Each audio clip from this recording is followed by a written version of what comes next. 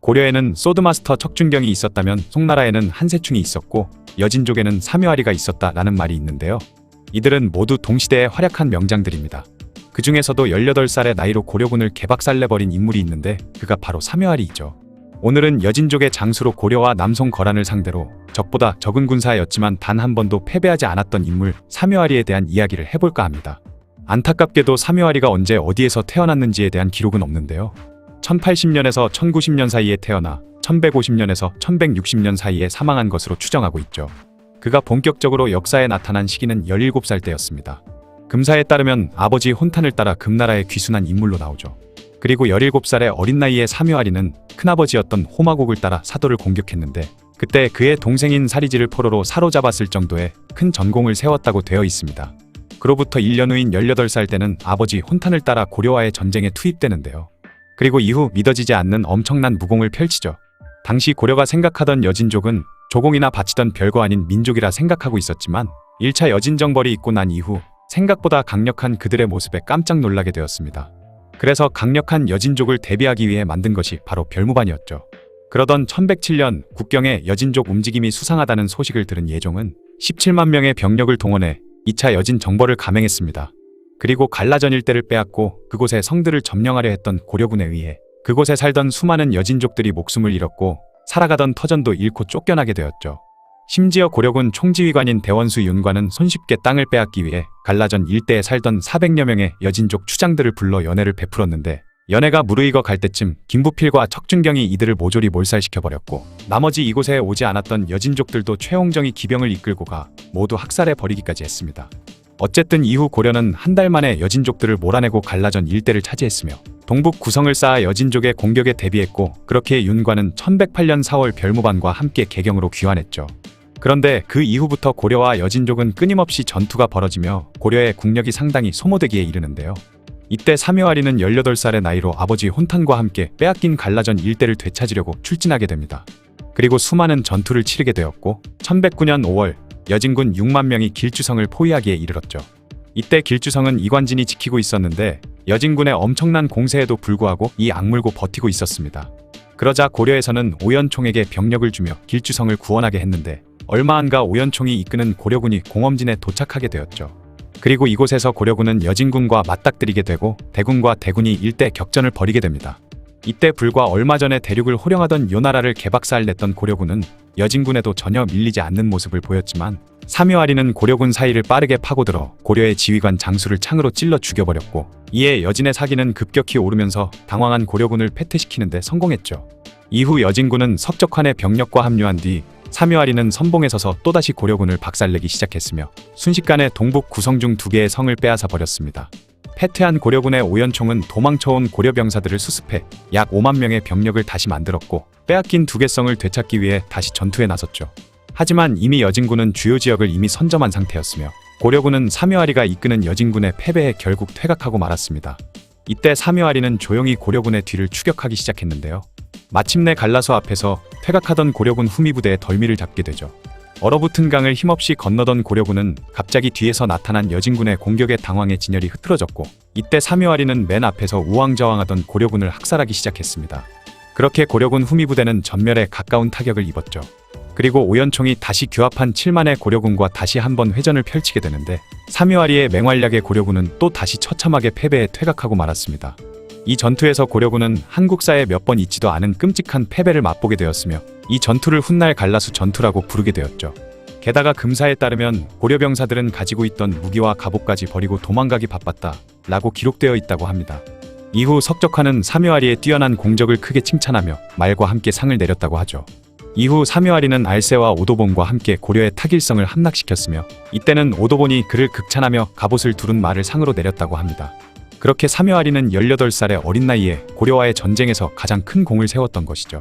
이후 고려는 윤관을 파견해 다시 여진과 전투를 치르려고 했는데 전쟁에서는 이겼지만 피해도 컸던 여진 쪽에서 고려에 먼저 화친 요청을 했고 그나마 체면을 차리고 전쟁을 그만둘 수 있는 명분이 생긴 고려는 화친 요청을 받아들였으며 동북 구성도 다시 여진에게 반환했습니다. 그렇게 고려는 사실상 여진과의 전쟁에서 패배했죠.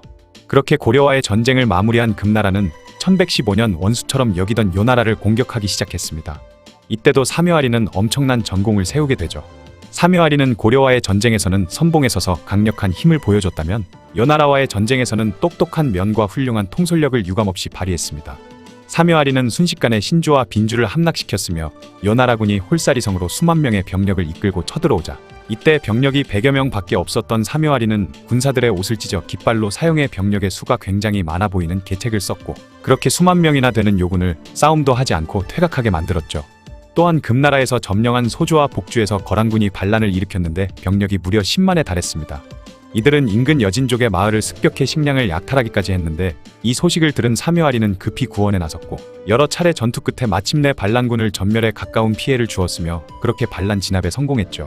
그런데 얼마나 전투가 압도적이고 처참했는지 반란군의 시체가 워낙 많아서 강물을 막아 물이 흐르지 않았을 정도라고 합니다. 이후로도 그는 요나라의 수많은 지역을 복속시켜 나갔고 거란과 해족이 천여 척의 배를 타고 바다로 도망가자 27척의 배를 이끌고 추격해 그들을 격파하고 천여 척의 배를 다 빼앗아버리는 믿지 못할 전공을 세우기도 했죠.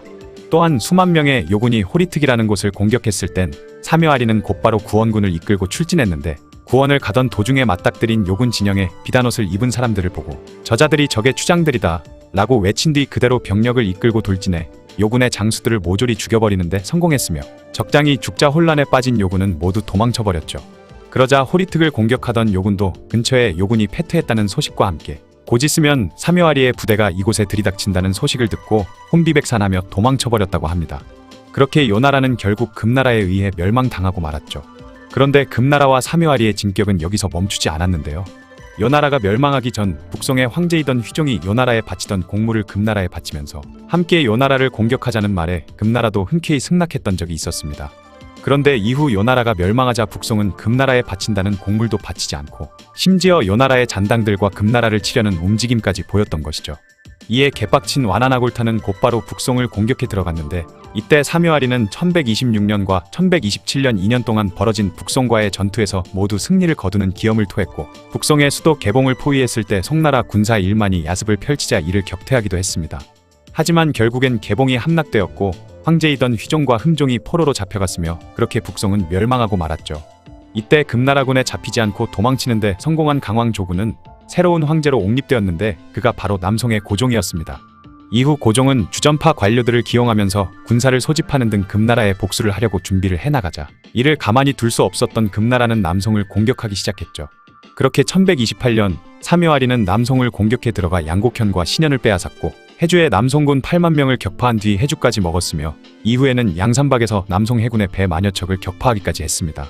이후로도 남송의 장수 강민이 장사배 400여 척을 모아 수춘성 인근에 대기 중일 때 고작 400기의 기병을 이끌고 가 남송군 수천 명의 목을 날려버리기도 했죠.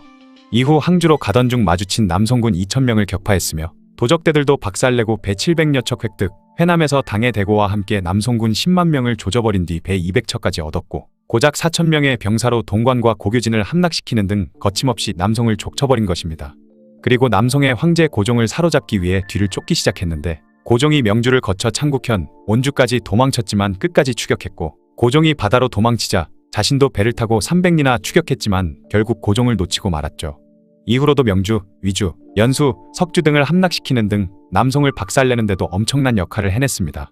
결국 남송이 스스로 신하라고 자처하면서 재물을 바치자 금나라 희종은 기뻐하며 남송 정벌에도 엄청난 공을 세운 사묘아리에게 천만전을 하사하기도 했죠.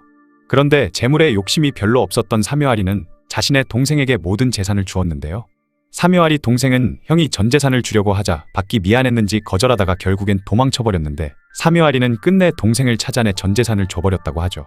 이후 나이가 든 사묘아리는 더 이상 전쟁터에 나가지 못하고 군선 건조를 담당하다가 병으로 세상을 떠나게 됩니다.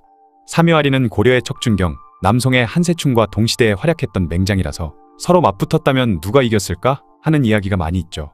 고려와의 전투 때 윤관의 곁에는 척준경이 항상 있었기 때문에 척준경과 사묘아리가 한판 붙을 수도 있지 않았을까 싶긴 합니다.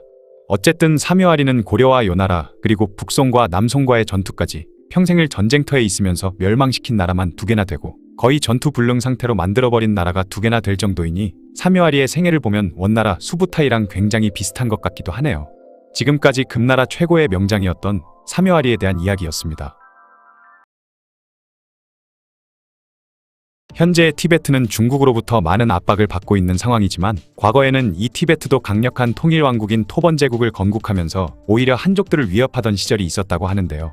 오늘은 이 토번 제국 시절 수십만이 넘는 당나라의 군대를 물리치면서 토번 역사상 최고의 명장 중 하나라고 칭송받는 가르칠링에 대해 알아보겠습니다. 7세기 무렵 당나라는 신라와 연합해 660년 백제를 멸망시키고 668년에는 고구려를 멸망시키는 등 본격적으로 한반도를 정벌하는 데 한창 힘을 쏟고 있던 중이었죠. 이때 당나라의 서쪽에서는 4세기 무렵부터 힘을 키워온 토번 부족에서 손첸간포라는 뛰어난 지도자가 나타나 티베트 일대를 통일한 후 수도를 라싸로 정하고 토번 왕국을 건설하게 됩니다. 이때부터 전성기를 맞이하게 된 토번은 명제상 가르통첸의 아들 가르칠링이 본격적인 대외 활동을 시작하게 되면서 그 이름을 떨치기 시작했죠. 당시 당나라는 중국과 중앙아시아, 서아시아 그리고 유럽의 지중해를 잇는 동서교역 루트인 비단길을 굉장히 중요하게 생각하고 있었기 때문에 그 비단길 쪽에 안서도호부라는 걸 설치해서 관리를 했다고 하는데요. 그 안서지역 중에서도 4개의 요충지를 안서사진이라고 불렀습니다. 667년 가르칠링이 황주와 강주 일대를 약탈해버리자 고구려를 멸망시키기 위해 온 힘을 쏟고 있던 당나라는 뜻밖의 뒤통수를 맞게 되면서 크게 분노했죠. 이에 당나라는 안서사진에서 군대를 육성하면서 토번을 상대하려 했습니다. 하지만 당의 생각을 읽은 가르칠링은 668년에 안서사진을 선제 공격해서 오히려 그곳에 있던 당군을 박살내버렸죠. 당나라는 점점 거슬리기 시작하는 토번을 응징해버리고 싶었지만 토번에 집중하면 고구려의 뒤통수를 맞게 될까봐 함부로 움직이지 못하고 있었는데 때마침 끈질기게 저항하던 고구려가 668년에 결국 멸망하게 되어버렸습니다. 그동안 기회만 노리고 있던 당나라는 한반도에 투입됐던 병사들과 장수들을 빼내서 서쪽에 있는 토번과의 접경지대로 보내기 시작했죠. 670년 당고종은 서린귀를 대장으로 삼아 10만 군대로 토번을 공격하게 했고 그들을 막기 위해 출진한 가르칠링은 대비천이라는 지역에서 당나라군과 한판 승부를 벌인 끝에 그들을 박살내버리고는 왕요걸 등 부대의 주요 장수들을 사로잡는 전공을 세웠습니다. 가르칠링은 동생 가르찬파에게 병력과 양들을 내어준 뒤 당군의 선봉대와 만나면 싸우는 척만 하고 퇴각하라는 계책을 사용했고 서린귀가 거짓 승리에 신이 나서 무작정 가르찬파를 쫓는 동안 가르칠링은 서린귀의 부대와 떨어진 후방 부대를 격파해버렸고 뒤늦게 속은 것을 알고 병력을 돌려 공격해오는 서린귀의 기병대마저 박살낸 다음 침착하게 서린귀 부대에 남은 병력까지 마저 섬멸해버렸다고 하네요. 그런데 가르칠링은 놀랍게도 사로잡은 당나라의 포로들을 죽이지 않고 다음부터는 토번을 침공할 생각하지 말라는 경고를 하고는 그들을 다시 당나라로 보내주는 대인배다운 모습을 보여줬다고 하죠. 기세가 오른 가르칠링의 토번은 이후 안서사진의 요새를 모두 점령해버리고는 그 일대를 모두 토번의 영토로 만들어버렸습니다. 그렇게 당나라의 수많은 부를 가져다 주었던 비단길이 끊기게 되었으며 그 일로 인해 분노한 황제는 서린귀를 파직시켜버렸죠. 그렇게 생각지도 못했던 토번 때문에 분통이 터지던 당나라는 670년 또 한 번 뜻밖의 일격을 당하게 되었으니 바로 신라의 문무왕이 당을 공격하면서 나당전쟁이 시작된 것인데요. 당나라는 가르칠링과의 전투에서 한반도에서 활약하던 정예병과 장수들을 날려버린 데다 시간이 지날수록 자신들에게 위협적인 존재로 자라나는 토번 또한 견제를 해야 했기 때문에 신라와의 전쟁에 전력을 쏟을 수가 없는 상황에 처해 있었죠. 그나마 과거 한반도 원정에 참가했던 서린귀나 고관 이근행 등을 다시 보내서 신라와의 전쟁에 투입시켰지만 그마저도 매소성 전투와 기벌포 전투에서 신라군의 박살이 나면서 나당전쟁은 당나라의 패배로 끝이 나게 됩니다. 당나라가 신라와 전쟁을 치르는 중에도 가르칠링은 계속해서 당나라를 견제하며 약탈을 시도하고 있었기 때문에 나당전쟁이 끝난 2년 뒤인 678년에 당나라는 무려 25만의 군사를 일으켜 토번을 침공해왔지만 숭풍령 전투에서 가르칠링에게 또다시 참패를 하고 말았죠. 당시 당나라를 이끌던 총사령관 이경현은 추격하던 토번군에 사로잡힐 뻔했지만 갑자기 500명의 결사대가 나타나 토번군을 기습하는 바람에 간신히 탈출에 성공할 수 있었는데 이때 결사대를 지휘하던 장수가 바로 백제 부흥운동의 주역 중 하나였던 흑치상지라고 합니다. 이후에도 토번은 여러 차례 당을 습격했지만 흑치상지에게 막혔는데 토번뿐 아니라 당나라 내의 반란군과 돌골 등을 격파하며 공을 세우던 흑치상지는 689년 누명을 쓰고 안타까운 죽음을 맞게 되죠. 685년 가르칠링은 재상이었던 형 가르친내가 죽자 그의 뒤를 이어 토번의 재상이 되었습니다.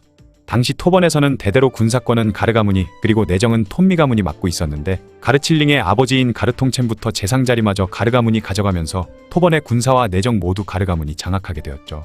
그렇게 재상 자리에 오른 가르칠링은 전선에서 수도로 복귀해 당분간 나라를 다스리는 일에 집중하게 됩니다. 그 시절 당나라에서는 고구려를 멸망시킨 3대왕 고종이 죽은 후 그의 아내였던 측천무후가 실권을 쥐고 있었죠. 가르칠링이 전선을 떠나 수도로 돌아갔다는 것을 알게 된 측천무후는 689년 10만의 대군을 보내 토번이 점령한 안서사진을 침공했습니다. 그 소식을 들은 가르칠링은 즉시 군사들을 끌고 인시가라는 강으로 이동해서 당나라군과 대치를 하고 있었는데 때마침 그 지역에는 폭설이 내리고 있었습니다. 때문에 당군은 강을 건너지도 못하고 어쩔 줄을 몰라 하고 있었는데 이를 본 가르칠링은 몰래 강을 건너 추위에 떨고 있던 그들을 기습해 대승을 거뒀죠. 패전 소식을 들은 측천무우는 크게 화를 내며 총사령관인 위대가를 유배 보내고 부사령관으로 참전했던 여몽고를 참수해버렸습니다. 그렇게 가르칠링에게 연달아 패배를 하긴 했지만 워낙 땅덩어리가 넓은 데다 당황족과 강족 등 이민족의 항복까지 받으면서 생각보다 빠른 시간 만에 다시 힘을 모은 당나라는 692년 왕효걸이라는 장군에게 30만 대군을 주며 또다시 안서사진을 공격했죠. 당시 안서사진을 지키고 있던 장수는 가르칠링을 따라다니며 활약하던 명장 가르다골이었습니다. 당나라군을 지휘하는 장수 왕효걸은 670년 대비천 전투에서 가르칠링에게 패한 후 포로로 잡혀있다가 풀려난 경험이 있었는데 그때 토번군을 유심히 관찰한 결과 알아낸 약점을 공략하면서 가르다고리가 이끄는 15만의 토번군을 상대로 대승을 거두고 안서사진의 모든 진을 점령하는 공을 세우게 되죠. 그 소식을 듣고 놀란 가르칠링은 서돌궐에게 도움을 요청했고 가만히 있으면 다음은 자기들 차례가 될 수도 있겠다고 생각한 서돌궐은 10만의 군사를 이끌고 당나라를 쳤지만 왕효걸에게 대패하게 됩니다. 그렇게 당나라는 다시 과거의 위상을 되찾아가는 듯했지만 695년 가르칠링이 또다시 당나라의 임조라는 땅을 약탈하는 사건이 벌어졌죠. 3년 전 무려 15만이나 되는 토번의 군대를 박살내버렸는데 그 짧은 시간 안에 다시 힘을 회복해서 자신들의 영토를 위협하는 토번을 보고 큰 위협을 느낀 측천무우는 왕효걸에게 30만 금화군을 비롯한 정예병과 지원군 10만 명을 포함해 무려 40만이 넘는 대군을 내주며 돌궐을 치라는 명을 내립니다. 당의 침공 소식을 들은 가르칠링은 급히 토번 각지에서 병사들을 모아봤지만 다른 나라와의 국경 지역에도 병사들을 배치해야 했기 때문에 간신히 3만 명의 병력만을 겨우 모을 수 있었다고 하는데요. 그렇게 소라한산이라는 곳에서 대치하게 된 양군은 698년 7월 전투를 벌였고 당나라의 압승이 예상되었던 것과 달리 가르칠링은 압도적인 병력을 자랑하는 적군을 상대로 끈질기게 버텨내더니 699년 3월에는 당나라 군대를 상대로 기적적인 대승을 거둬냈죠. 아쉽게도 전투 과정에 대해서는 자세히 알려져 있지 않아서 가르칠링이 어떻게 역전승을 이뤄냈는지는 정확히 알 수 없다고 합니다. 소라한산 전투의 결과 토번의 위상이 급격히 높아지면서 당나라는 스스로 자신들을 동쪽 조정이라 칭하고 토번을 서쪽 조정이라고 칭할 정도로 토번의 힘을 인정하게 되었다고 하네요. 크게 분노한 측천무우는 왕효걸을 평민으로 강등시켜버렸고 이후 당나라는 이민족들에 대한 공격을 섣불리 하지 못하는 처지가 되었습니다. 하지만 나라를 위기로부터 구해낸 영웅 가르칠링의 앞날은 토번의 새로운 황제 치뚝송첸이 즉위하면서부터 암울해지기 시작했죠. 699년 토번의 새로운 황제로 등극한 치뚝송첸은 강력한 중앙 집권을 위해 그때까지 토번을 장악하고 있던 가르 가문과 톱미 가문을 탄압하기 시작했습니다. 가르칠링과 그의 가문은 치뚝송첸이 황제가 되기 전 후계자 다툼을 할 때 치뚝송첸이 황제가 될 수 있도록 그를 지지해줬는데도 치뚝송첸은 황제로 즉위하자마자 바로 가르 가문의 뒤통수를 때려버렸죠. 치뚝송첸은 가르칠링이 자리를 비운 사이 사냥을 핑계로 군사를 모은 다음 가르칠링의 직속수와 2천여 명을 죽인 후 가르칠링을 불러들였습니다. 죽으러 오라는 거나 마찬가지인 황제의 명령에 가르칠링은 기가 막혔지만 토번을 위해서는 자신이 죽는 게 최선이라고 생각했는지 동생인 가르첸바와 아들 가르국린을 당나라로 피신시키고 자신은 청해호 근처에서 스스로 목숨을 끊었다고 하네요. 이후 근거 없는 자신감으로 당나라를 공격한 치뚝송첸은 당나라로 망명한 가르친링의 아들 가르국린에게 여러 번이나 박살이 났다고 하죠. 가르국린이 토번군의 침공을 막아낸 것뿐만 아니라 돌궐과의 전투에서도 활약하는 등 많은 공을 세우며 당 현종의 총애를 받은 것과 달리 가르 가문의 뒤통수를 친 치뚝송첸은 당나라와의 전쟁에서 패배만을 반복하다 704년 톱미 가문을 치기 위해 남만으로 원정을 가던 중 병으로 세상을 떠나게 됩니다. 1200년대 중국을 통일했던 몽골이 세운 원나라는 세계 역사상 두 번째로 넓은 영토를 가질 만큼 수많은 나라를 침공한 국가였습니다. 금나라와 남송, 중앙아시아의 이슬람 왕조인 호라즘 제국 그리고 러시아 등 무수히 많은 나라들이 몽골의 막강한 군사력에 무릎을 꿇었으며 우리나라만 해도 고려 시절 무려 9차례에 걸친 여몽전쟁 끝에 수많은 백성들이 목숨을 잃었던 아픈 기억이 있죠. 그런데 이때 베트남에서 당대 최강의 제국인 원나라의 공격을 육지와 바다를 가리지 않고 무려 3차례나 막아내는 데 성공한 베트남판 충무공 이순신 장군이 있었다고 하는데요. 바로 오늘 이야기의 주인공인 쩌능다오입니다. 쩌능다오의 본명은 쩡꾸옥두언으로 쩌능다오라는 호칭은 그의 자기인 흥다오부엉에서 따온 것인데 쩌능다오라는 이름은 우리나라로 치면 이순신 장군을 이충무공이라고 부르는 것과 비슷하다고 보시면 될 것 같습니다. 쩌능다오는 단순히 베트남의 영웅일 뿐만 아니라 영국 BBC가 선정한 세계 100대 명장 중 한 사람으로 꼽혔을 정도로 뛰어난 능력을 가진 장수로 유명한 인물이죠. 그가 13세기 말 몽골군의 침략을 3차례에 걸쳐 막아내는 데 성공하자 몽골의 동남아시아 정벌 계획 자체가 실패로 돌아가면서 동남아시아 지역의 역사와 문화에 엄청난 영향을 끼치기도 했습니다. 쩌능다오는 원래 13세기 베트남을 지배했던 쩌낭조의 왕족으로 당시 베트남의 왕이었던 태종과 사촌지간이었다고 하는데요. 그의 아버지가 조정 내의 권력 다툼에 패배해 조정과 대립하던 시기도 있었는데 그런 그의 운명을 바꾼 것이 바로 몽골 제국의 침공이었다고 합니다. 1257년 몽골군 장수 우리앙카다이가 당시 몽골을 상대로 끈질기게 버티던 남송을 공격하기 위해 베트남의 길을 빌려달라고 사신을 보내면서 몽골 제국과 베트남의 첫 만남이 시작되었죠.